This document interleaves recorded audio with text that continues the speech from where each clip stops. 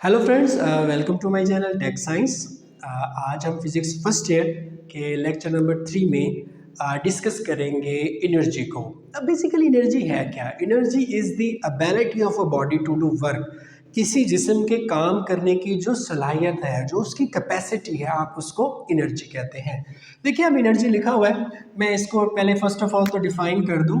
Capacity of a body, या capacity की जगह पर आप एबिलिटी भी लिख सकते हैं। Ability of a body to do work, to do work. किसी भी हमारे पास बॉडी के जो वर्क करने की एबिलिटी है, आप उसको एनर्जी कहते हैं। अब एनर्जी बेसिकली जो है वो टू टाइप्स की है। फर्स्ट ऑफ ऑल है काइनेटिक एनर्जी, और जो सेकंड है वो हमारे पास हो जाती है potential energy. Kinetic energy is due to motion of object and potential energy is due to position of object. Let's suppose हमारे पास ये एक ऑब्जेक्ट है, ये मूव कर रहा है वेलोसिटी v के साथ। जब ये वेलोसिटी v के साथ मूव करता है तो इसके अंदर का जो एनर्जी है वो कौन सा एनर्जी है? हमारे पास काइनेटिक एनर्जी है। और काइनेटिक एनर्जी हमारे पास इक्वल हो जाएगा हाफ mv² के, 1/2 mv²। देखिए स्टूडेंट्स, इसमें वेलोसिटी या स्पीड का फैक्टर आया हुआ है, ये हमारे पास क्या हो जाता है? काइनेटिक एनर्जी हो जाता है। अब देखिए, इसको मजीद अगर मैं सॉल्व करूं तो काइनेटिक एनर्जी को इस तरीके से भी तो आप लिख सकते हो, 1/2, यहाँ पे आप लिख सकते हो mv, और यहाँ पे आप क्या लिख दो स्टूडेंट्स? v लिख दो। तो v/2 और ये आपके साथ क्या हो गया? mv अगर आप नोट करें तो ये मोमेंटम के इक्वल होता है। तो काइनेटिक एनर्जी का एक रिलेशन हमारे पास ये बन जाएगा pv/2। तो एमसीक्यू पॉइंट ऑफ व्यू से ये बात थी, तो मुझे लगा कि मैं इसको डिस्कस कर लूँ। अब देखिए, हमारे पास ये हमारी एक ग्राउंड स्टेट है। यहाँ से मैं उठा के जो ऑब्जेक्ट है उसको इस हाइट पे लेके आ गया हूँ। जब उसको मैं इस हाइट पे लेके आया हूँ तो इसका जो मैस था वो m था, जो इस पे ग्रेविटी एक्ट कर रही थी वो g थी। तो इसके अंदर जो स्टोर होने वाली पोटेंशियल एनर्जी है वो किस चीज़ के इक्वल है? तो स्टूडेंट, इसके अंदर पोटेंशियल एनर्जी स्टोर होगी वो इक्वल हो जाएगी mgh के। देखिए स्टूडेंट्स, हमारे पास kinetic energy is due to motion and potential energy is due to position. अगर हम काइनेटिक एनर्जी को ऐड कर दें किसके अंदर भाई? पोटेंशियल एनर्जी के अंदर, तो हमारे पास जो एनर्जी है आप उसे क्या कहोगे? Mechanical energy. कौन सी एनर्जी हो जाएगी वो? मैकेनिकल एनर्जी हो जाएगी। Then mechanical energy is sum of kinetic energy and potential energy.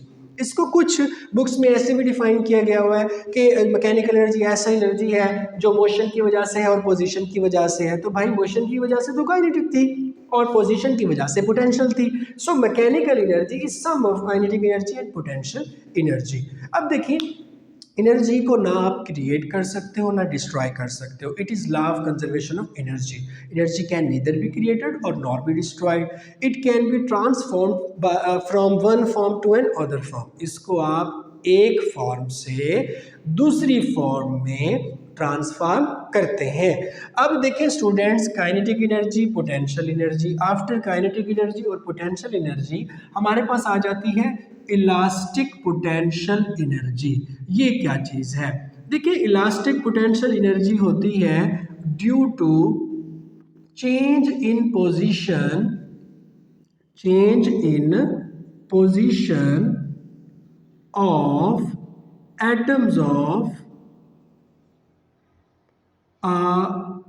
Of an elastic thing. किसी भी जो इलास्टिक चीज़ है, कोई भी, या स्प्रिंग है, उसके जो एटम्स हैं उसकी जो पोजीशन चेंज होने की वजह से उसके अंदर जो एनर्जी स्टोर होता है, स्प्रिंग के अंदर जो एनर्जी स्टोर होता है, इलास्टिक के अंदर जो एनर्जी स्टोर होता है, रबर के अंदर जो एनर्जी स्टोर होता है, वो इलास्टिक पोटेंशियल एनर्जी होता है। क्योंकि उसके अंदर पोजीशन चेंज हो रहा है। किसका पोजीशन चेंज हो रहा है?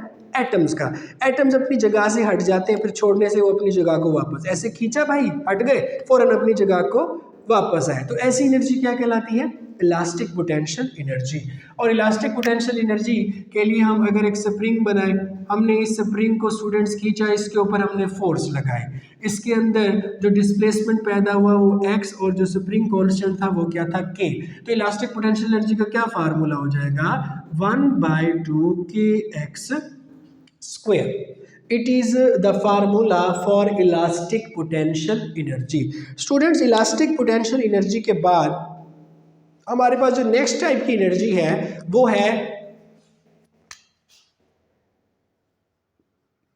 Electric potential energy. अब इलेक्ट्रिक पोटेंशियल एनर्जी के लिए मैंने जो सिंबल यूज़ किया स्टूडेंट्स, वो ई का सिंबल यूज़ किया, और ये क्या हो गया हमारे पास, चार्ज क्यू हो गया, और डेल वी क्या हो गया, पोटेंशियल डिफरेंस हो गया।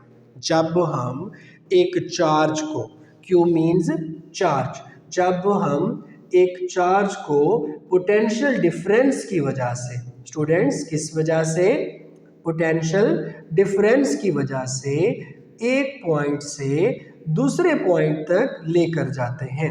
पोटेंशियल डिफरेंस की वजह से जब हम एक चार्ज को एक पॉइंट से उठाकर दूसरे पॉइंट पर लेके आते हैं तो उसकी आप एनर्जी को क्या कहते हो, इलेक्ट्रिक पोटेंशियल एनर्जी कहते हो। देखिए स्टूडेंट्स, जो एनर्जी है ये ट्रांसफॉर्म होती है एक शक्ल से दूसरी शक्ल में, जैसा कि केमिकल एनर्जी कन्वर्ट हो जाती है किसके अंदर, इलेक्ट्रिकल एनर्जी के अंदर, सोलर एनर्जी कन्वर्ट हो जाती है इलेक्ट्रिकल एनर्जी के अंदर। तो एनर्जी का जो टॉपिक है ना वो बहुत ही ज़्यादा इंटरेस्टिंग टॉपिक है, इसको हम जितना डिटेल में लेके जाना चाहें लेके जा सकते हैं, लेकिन हम टू द पॉइंट अपनी बुक के साथ रिलेटेड रहेंगे, ज़्यादा डिटेल्स में नहीं जाएंगे।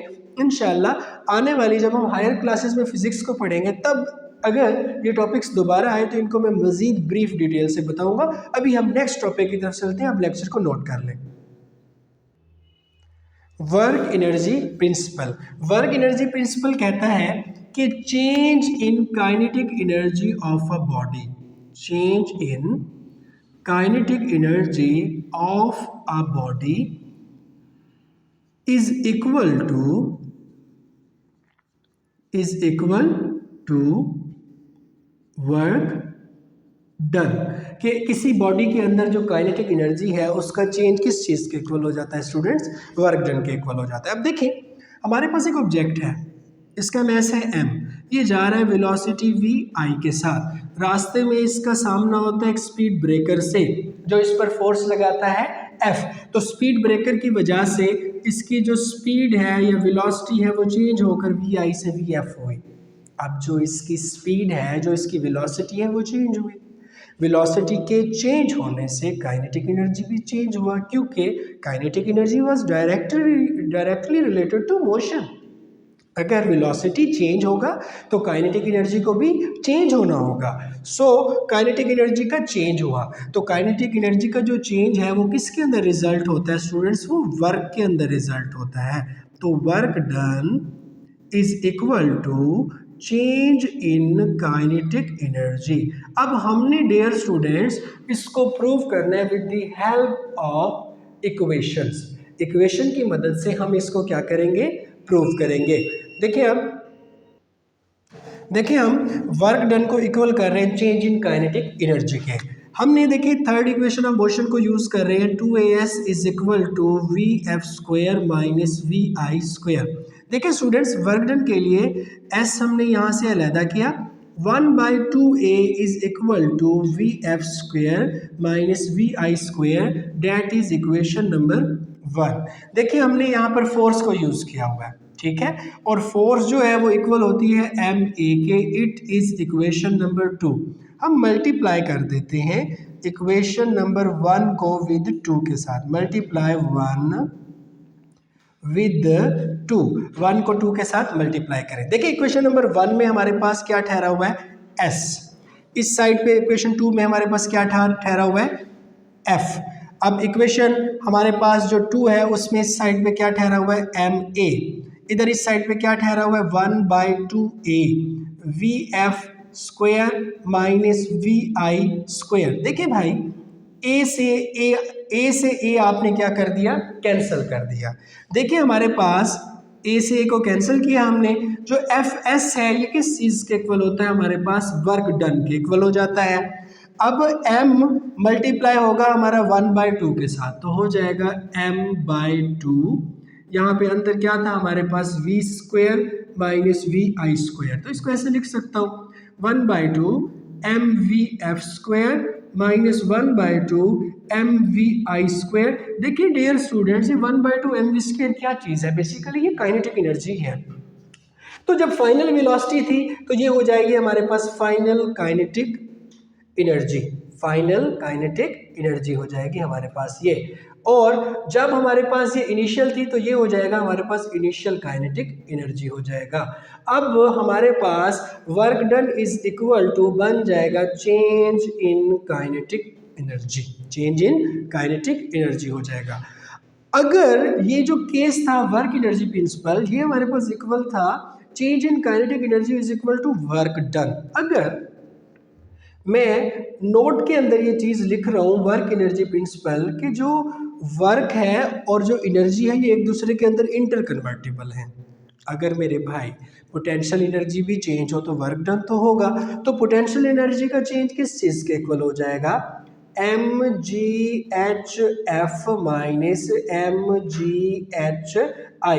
तो final potential energy minus initial potential energy is equal to work done. तो पोटेंशियल एनर्जी के केस में स्टूडेंट्स हमारे पास कुछ ऐसा रिलेशन बनता है और काइनेटिक एनर्जी के केस में कुछ ऐसा रिलेशन बनता है। तो work done is equal to change in potential energy, work done is equal to change in kinetic energy. So यहाँ पे काइनेटिक एनर्जी की बजाय अगर हम लिखना चाहते तो हम पोटेंशियल एनर्जी भी लिख सकते थे और हम यहाँ पर एनर्जी भी लिख सकते थे।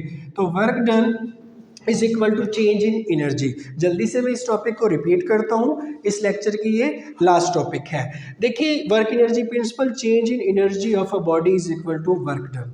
देखिए एक बॉडी है, इनिशियल वेलोसिटी से मूव कर रहा है, फोर्स लगने के नतीजे में उसकी वेलोसिटी चेंज होकर वी एफ होती है। F is equal to M A, third equation of motion 2s is equal to V F square minus V I square. यहाँ से हमने s को अलहदा किया तो इक्वेशन 1 को जब आपने 2 से मल्टीप्लाई किया तो इधर से s आया, इधर से f आया, F S 1/2 a V F square minus V I square, ये क्या हो गया m a से a को काट दिया तो m/2 वी एफ स्क्वेयर, तो 1/2 M V F square 1/2 M V I square. 1/2 M V square is the formula of kinetic energy. तो काइनेटिक एनर्जी फाइनल वेलोसिटी की वजह से फाइनल, इनिशियल वेलोसिटी की वजह से initial, it is work done. So work done is equal to change in kinetic energy. अगर potential energy का case देखें, फाइनल हाइट से ऑब्जेक्ट नीचे गिरा, फाइनल हाइट से ऑब्जेक्ट नीचे को गिरा तो पोटेंशियल एनर्जी उसकी चेंज हुई क्योंकि ग्राउंड तक नहीं गया, वो ग्राउंड तक वो नहीं गया। तो final potential energy minus initial potential energy is equal to work done. So change in potential energy is equal to work done. तो हमने कंक्लूड किया कि चेंज इन काइनेटिक एनर्जी या चेंज इन पोटेंशियल एनर्जी या change in energy is totally equal to work. Students अगर कोई आपका question हो तो आप कमेंट सेक्शन में ज़रूर मुझसे पूछ सकते हैं। तब तक अपने चैनल का ख्याल रखिएगा। अल्लाह हाफिज़।